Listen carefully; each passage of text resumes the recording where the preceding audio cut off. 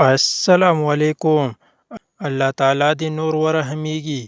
سیلابونه هغه طبیعي افتونه دي چې هر کال زموږ د هیواد ګڼ شمېر کورنۍ له سختو ستونزو سره مخ کوي. کله چې سیلاب راشي، نه یوازې کورونه او فصلونه له منځه وړي، بلکې د خلکو ژوند، امیدونه او راتلونکي هم زیانمنوي.